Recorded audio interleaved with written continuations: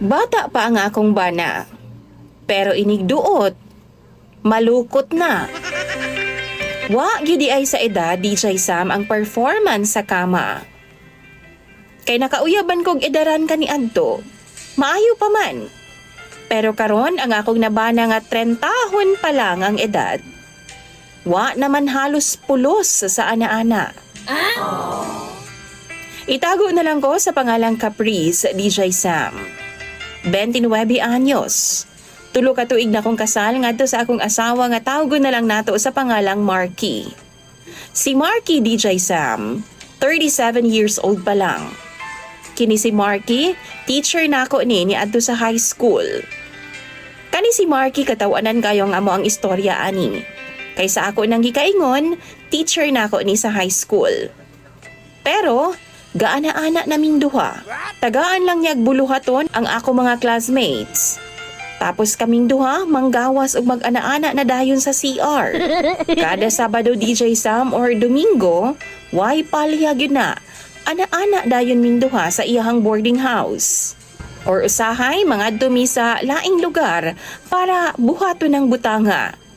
In short, teen pa lang ko DJ Sam, nabungkag na ko ni Marky. Pero di pud siya ang first nako. Kay before sa iyaha nakauyab naman kog minyo DJ Sam. Amahan na sa ako ang classmate. Kanilaging uso man sa mga bata kaniadto DJ Sam nga maniudto bitaw sa balay sa akong classmate. Tapos ganahan man ang iyang papa sa ako . Nanguyab sa ako DJ Sam o gisugot pud nako siya. Kaysa tinuod lang bet pud nako iyang papa. Ana pud siya nga dugay ra daw siya nga nagagusto sa ako DJ Sam. Ug kung sugton daw nako siya, manlayas daw ming duha. Wow! Biyaan daw niya ang iyang asawa. Oh! Nagpaabot pud ko DJ Sam sa papa sa akong classmate. Pero wa raman gihapon niya biyai ang iyang asawa. Maong ako na lang ang naglikay niya. Ako ana siyang gibuwagan DJ Sam. Labi pa dihang nag 4th year high school ko kay nagkaduol naman pud ang among loob ni Sir Marky. Naging honest ko sa iya nga di nako virgin. Gidawat pud ko niya. Tago-tago lang ang among relasyon kaniadto. Kay bawal man magkarelasyon ang usa ka teacher ngadto sa iyang estudyante. Lain pag tinan-awan ang papa sa akong classmate ato nga time DJ Sam. Kay feeling na ako no gaselos siya. Pero wa ko'y paki. Kay wa ko'y future sa iya DJ Sam. Minyo na siya. Duna na siya'y pamilya. Pila ka tuig nga gibuhat namo ni Marky hangtod nga nag-college na lang ko DJ Sam. Ato gihapon mi. Hangtod dawa na lang ang among communication. Nakagraduate ug nakatrabaho na ko sa kumpanya sa syudad DJ Sam. Hangtod nabalik ang among communication. Gi-add man ko niya sa Facebook ug ako po siyang gi-accept DJ Sam. Dito na nag-start pagbalik ang amo ang panag-istorya.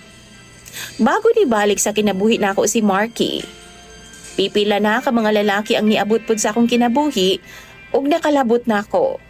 Maong di gyud ko maila DJ Sam ug di pud ko maulahi sa performance sa kama. Okay! Tuod man gihatagan namong second chance ang amo ang relasyon. Hangtod nagminyo mi sa wa madugay kay paminaw namo suwa kayo mi sa usag-usa. 1 month okay pa ang among bonding sa kama. Pero naunsa bang nagkadugay nagkawa na may gana. Wa na may lami DJ Sam. Wa pagani mi magkaanak, nagkakuyos naman ang iyaha. Kana ganing buhi pa og bata pa ang tag-iya pero ang iyaha naguna-una nagkalipong og kamatay. Unang dasok pa lang DJ Sam. Aksyon nagkalukot og lupay-bay ang iyaha. Sige na lang siyag pangayog pasensya sa kwa DJ Sam. Kay ana pa siya, wa daw kaayo siya'y gana. Pirmi na lang di ay. Sa usa ka semana DJ Sam, kausa na lang mi mag-ana-ana. Pero wa daw siya'y gana. Di pud siya diabetic. Kay normal man ang iyang sugar. Pero iyahang bunal dili normal. Gusto na baya ako mag-anak unta DJ Sam? Pero unsaon man ni nga pirmi naman lang luyat. Inigdasok daw naa na may mubangil DJ Sam. Ang ihang panit ngas ka ng kunuta. Kay luya naman kaayo iyaha. Taga gusto na lang nako DJ Sam mangayo siyag sorry. Seriously? Kay lutay iyaha. Ganinang kadlawon gihiling nako kay wedding anniversary baya namo. Pero Diyos ko, DJ Sam, mura jud in taon og naligsan og pison sa kalata ang iyaha. Naglibog na ko, DJ Sam. Katilawon na kaayo ko og lain. Labi na karon, DJ Sam, kay na ako'y ka-chatmate. Hot kaayo siya. Minyo na gudpod, ug lami kayo patulan.